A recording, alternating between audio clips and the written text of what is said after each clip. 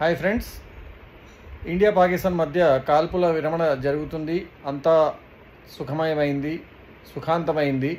పాకిస్తాన్ వాళ్ళే ఈ యుద్ధాన్ని ఆపేద్దామన్నారు అనుకొని ఇందాకే మనం ఆనందపడ్డాం. కానీ ఇప్పుడిప్పుడే కొన్ని న్యూస్ ఛానల్స్ నుంచి, సోర్సెస్ నుంచి తెలుస్తుంది ఏంటంటే, ఏదైతే సీజ్ ఫైర్ కాల్పుల విరమణ ఒప్పందం చేసుకున్నారో దాన్ని పాకిస్తాన్ బార్డర్ వైపు నుండి ఇండియా వైపు కాల్పులు జరుగుతూ వైలేషన్ జరిగింది. వైలేషన్ అంటే ఉల్లంఘించడం. మరి ఇది పాకిస్తానే చేసిందా, లేకపోతే పాకిస్తాన్లో ఉన్న తీవ్రవాదులు ఎల్ఓసిలో లైన్ ఆఫ్ కంట్రోల్ నుంచి అవతల నుంచి చేస్తున్నారో తెలియాలి.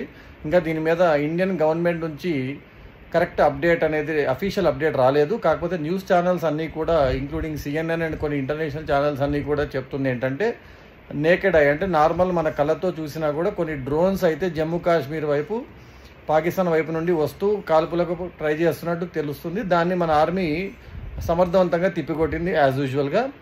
కాకపోతే ఇది కనుక నిజంగా పాకిస్తాన్ వాళ్ళు ఈ మన ఒప్పందం జరిగిన 1-2 గంటల్లోనే ఉల్లంఘించడం అనేది జరిగింది నిజం అవుతే, పాకిస్తాన్ గవర్నమెంట్ వాళ్ళే, ఆర్మీ వాళ్ళు ఇలా చేశారంటే మాత్రం ఇండియా ఖచ్చితంగా నాకు తెలిసి సీరియస్ స్టెప్పే తీసుకుంటుంది.